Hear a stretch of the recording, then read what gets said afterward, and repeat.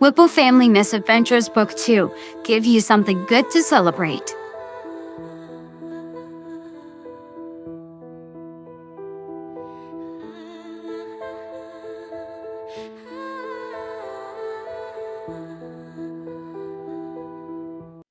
Like almost every morning, Wade woke up, got out of bed, and trudged half asleep in the bathroom.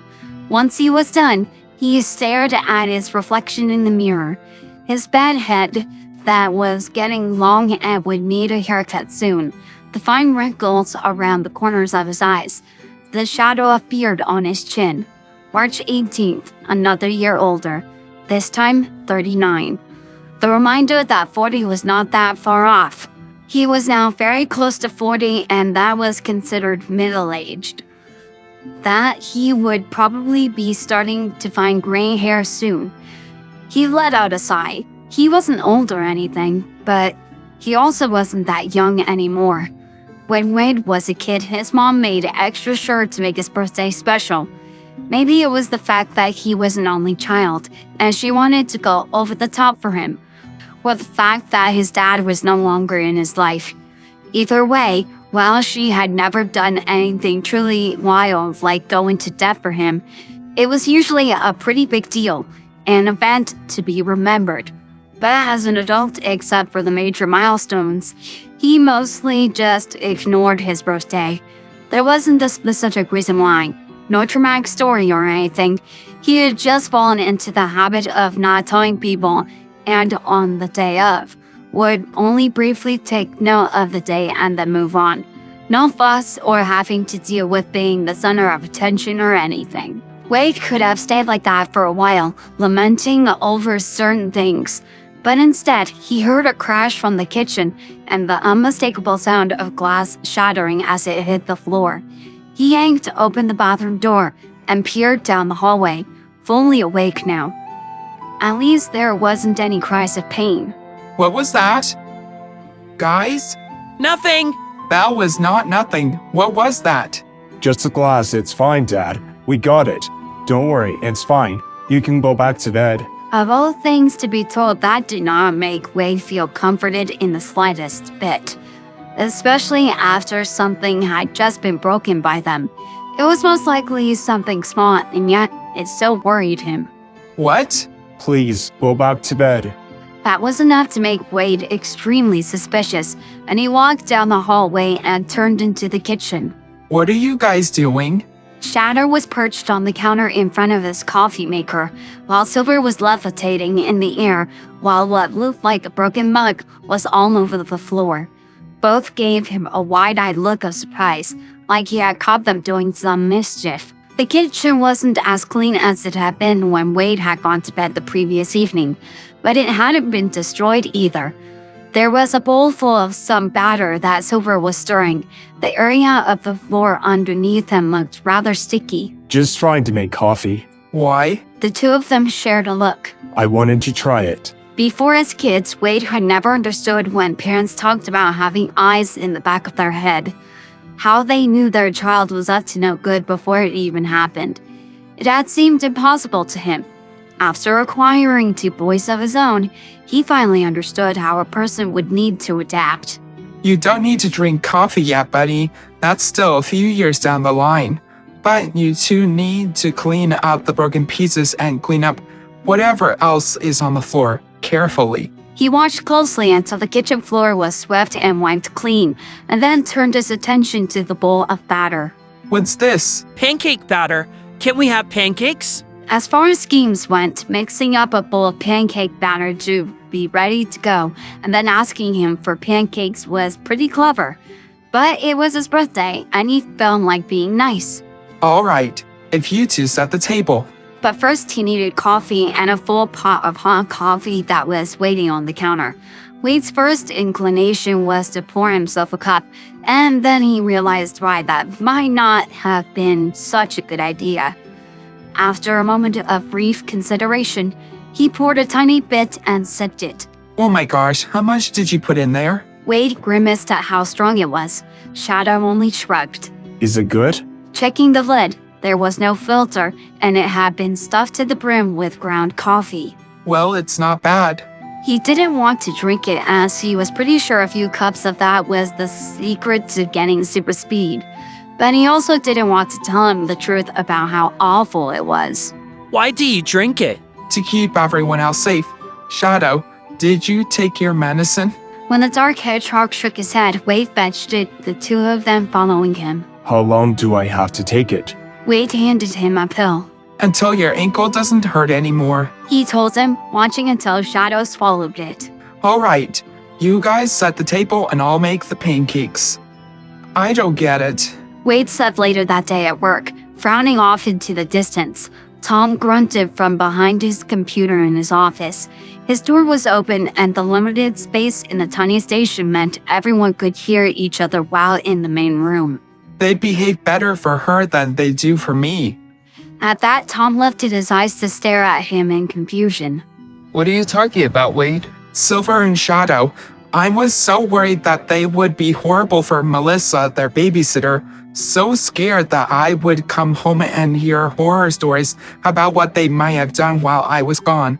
And it's been a week and none of that has happened. Tom blinked at him. You want them to misbehave for her? No, of course not. From the front, Caitlin spoke up from where she was cleaning up her desk. Melissa says so far it's been going well. In fact, if you ever or need someone to watch them on the weekend, I would love to help out. You just think my kids are adorable and are jealous of your friend. Maybe a little. Did your shift end almost 20 minutes ago? Of course, I just got a few things I need to finish up here. I'll be gone soon. That was a bit strange, as she usually didn't hang around very long after her shift ended. To him, it didn't look like she was doing something, especially not anything important. If anything, it felt like she was waiting for something, but it wasn't Wade's place to question what she did or didn't do. Tom spoke up, drawing Wade's attention back to him. So they like Melissa? Like is a bit of a strong word. They don't dislike her, but I do think they'd rather I stay home with them instead. And Shadow still isn't talking to her much yet. But Silver has been warming up to her. I would be very surprised if Shadow was talking to her. What do you mean? I never heard him speak. I know he does because you and Sonic both mentioned it, but I personally haven't heard it. Actually, no, I take that back. I heard him say 2 words on the phone once, but that's it. If he's around me, he's either sitting quietly or staring into the distance. He's very introverted and takes a while to warm up to people. He also hasn't had the best experiences with almost everyone he's met in the past. So he's really skittish around people he doesn't know. I've been trying to very gently encourage him to open up a bit more. That got him a nod from Tom, who stared at his phone and then scrolled. Hey Wade, come here. Confused by the sudden change in his tone of voice, Wade got up and came into his office. Everything okay? Well, kinda. The file cabinet is all mixed up and I can't find the Thompson case files, which the station down in Helena needs by this Friday. The chief says it's going to trial and they need the hard copies. Do you have any idea where it went? Staring at him, Wade suddenly felt like he had been called into the principal's office. Even worse, he had no idea what was going on. No. What's the Thompson case? I haven't heard anything about that. How do you not know? It happened while you were on shift, when you were here. It did? When? I don't know what you're talking about. Letting out a long sigh, Tom looked down. Alright, forget about it. I'll handle it. Are you? Forget about it. Bewildered, Wade just stood there a moment trying to process what had happened and wasn't fully sure. Okay. He finally said before he turned around to go back to his desk, and then promptly jumped when he saw not one, but both of his kids standing on his chair, beaming up at him. He hadn't even heard anyone come into the building. What are you guys doing here? He asked, looking around, and was relieved when he spotted Melissa. Shadow held up an offering, a plate full of chocolate cupcakes. We made you this for your birthday. Oh, and don't worry, they didn't make those, I made them. Which was a major relief because Wade knew that as much as he loved his boys, he didn't want to even think about eating anything they cooked. We helped. Wade didn't know what to say. It had been so long since the last time someone surprised him on his birthday, and now it was coming from his own kids. Something he had not expected. Wow, thank you. But how did you know today was my birthday? Tom told us that today is your birthday and we should do something nice for you, like make you breakfast, but we weren't able to do that. So Melissa helped us make cupcakes. So that's what you guys were doing this morning. Taking the 2 cupcakes that had been positioned at the front of a plate with numbered candles on them, Wayne smiled, noticing how it proclaimed him to be 93 years old. For a second, he thought it was a mistake, and they noticed how both boys were trying really hard to keep a straight face and knew it was on purpose. Well, I'll be the youngest 93-year-old in the nursing home. He said and took a bite of one of the cupcakes. Suddenly, Wade felt almost overcome with emotions. For the first time in several years, he actually had a reason to celebrate. Thank you, guys. These are really good, and it was very nice of you two to bring them to me at work. As expected, Silver all but threw himself at Wade for a hug, but after a moment, Shadow came in for one too. Wade just wrapped both arms around his sons and closed his eyes, relishing it in this moment. Finally, Silver spoke up. Dad, can we have a cupcake now? If he was being honest, he was impressed either of them had waited that long to ask. Did you have dinner already? When he got nods, Wade released both of them. Then yes, you may. As Wade finished the first of his 2 cupcakes, something suddenly clicked as well, and he turned around to see Tom grinning behind him. There is no Thompson case, is there?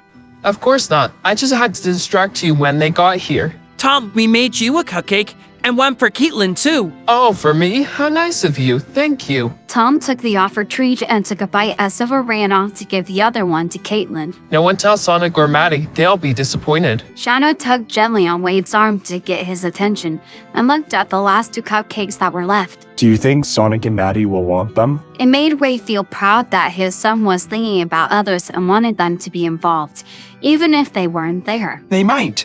That would be a nice thing to do to get these to them. Why don't you go ask Tom? He watched as Shadow snuck a skittish glance towards the other human who had gone back into his office. Can you ask him? He's not going to bite you. He was always on the lookout to find ways to gently push Shadow out of his comfort zone, bit by bit. I'll go with you, but I think you should do it. It's your idea. Walking behind him, Wade followed Shadow as he crept towards Tom, and his ears folded down. It's okay, Shadow. Wade said encouragingly, and then looked over at Tom. Shadow wanted to ask you something. The look of surprise on Tom's face was picture-worthy surprise, but he waited patiently. Would Sonic and Maddie want these cupcakes? He asked, offering them up. Tom blinked but took them. Yeah, I'm sure they would. I'll tell them they're from you. Good job, buddy. Wade said warmly when Shadow darted back to him. That was really good. You did a good job. I know it was hard for you, but you did it, and I'm proud of you. To anyone else, it might not have seemed like a big thing, but Wade knew it was. It was these small moments like this that made him love being a dad. Melissa was standing near the front door with Caitlin. You about ready to go, Shadow? We're gonna walk Caitlin home and then we're gonna head back to your house. Wade leaned forward and hugged Shadow gently before he left. Thank you for the cupcakes and for stopping by to see me. You and your brother be good now. He would have hugged Silver as well, but he was already waiting with Melissa and Caitlin. The smile Wade got in return was the best. He sat back at his desk and leaned onto his elbows, watching as his kids walked out with Melissa and Caitlin. He had been expecting nothing, just another day that was the same as every other one, and instead got something wonderful. Wade had the best kids, and he didn't deserve either of them. I miss them so much. Tom had heard that and shone him a bemused look, like he thought Wade was losing his mind. They literally just left. I know that. Wade said, throwing a pencil at him. I meant working this evening shift. I don't get to see them that much. They spent almost all the afternoon and evening with Melissa, and then both of them are in bed and almost always asleep by the time I get home. This is difficult. Tom's expression changed to one of concern, but he didn't say anything. The problem was, it was literally just the 2 of them. This was a tiny town, and they didn't need an entire squad of police officers to keep the peace around here. And Tom had a family too. It was doubtful that Maddie would have been okay with him consistently working the night shift. Not to mention Tom outranked him, and if he didn't want to work it, then Wade would have to. You know, I did get a call from a station in Utah a few days ago about the possibility of a guy there thinking about moving here, and their captain asked if we had room for another person. Really? I wasn't sure if we had enough work for a third person, to be honest. I was going to ask you, but I forgot. If we did take him on and you did switch to a day shift, what would you do? Patrol more around town, keep an eye on crosswalks near the schools, and be able to keep up with paperwork. Plus, someone could be here while the other is out. Caitlin did mention that sometimes people come by wanting to talk to someone, but she's the only one here. I'll have to call the captain over in Lakeside tomorrow and discuss it with him, and call the station in Utah back and see if that person is seriously interested in moving.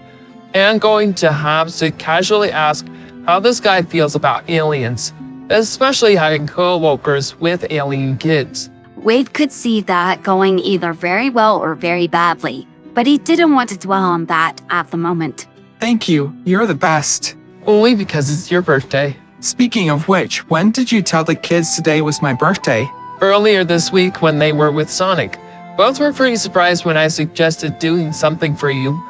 I didn't think either of them have celebrated birthdays before, but the cupcakes were their idea. Thank you, it means a lot. I really appreciate it. And I'm going to remember this for your birthday. Don't forget, it's not for 6 more months. Have a good rest of your shift. Tom said as he picked up his coat and got ready to leave. I will. Wade answered as he picked up his phone and jotted down a note, just to make sure he wouldn't.